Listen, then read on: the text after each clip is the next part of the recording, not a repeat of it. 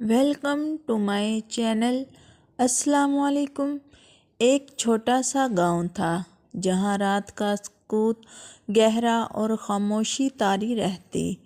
گاؤں میں سلمان نام کا ایک نوجوان رہتا تھا جو اکثر کہتا، اللہ بہت بڑا ہے، کچھ نہیں ہوتا، اور نماز بھی کبھی کبھار پڑھتا تھا۔ ایک رات سلمان کو ضروری کام سے گاؤں کے باہر جانا پڑا۔ گاؤں والے کہتے رہے، رات کے وقت مت جاؤ، یہ راستہ خطرناک ہے، مگر سلمان ہنس کر روانہ ہو گیا۔ راستے میں اسے محسوس ہوا جیسے کوئی اس کے پیچھے چل رہا ہو۔ سلمان نے پیچھے دیکھا مگر کوئی نہیں تھا۔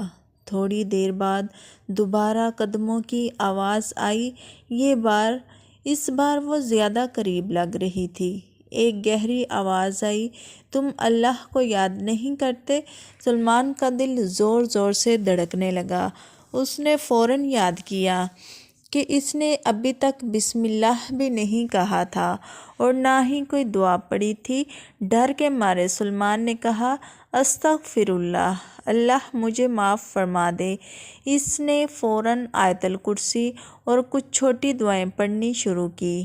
جیسے ہی وہ اللہ کا ذکر کرتا گیا، پیچھے سے آنے والی آواز دھیرے دھیرے ختم ہونے لگی اور پھر بالکل خاموش چھا گئی۔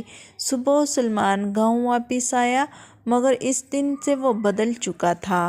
اب وہ نماز کو کبھی نہیں چھوڑتا اور ہر کام سے پہلے اللہ کا نام لیتا۔ سبق: جو اللہ کو یاد رکھتا ہے اللہ اس کی حفاظت کرتا ہے، چاہے اندھیری رات ہی کیوں نہ ہو۔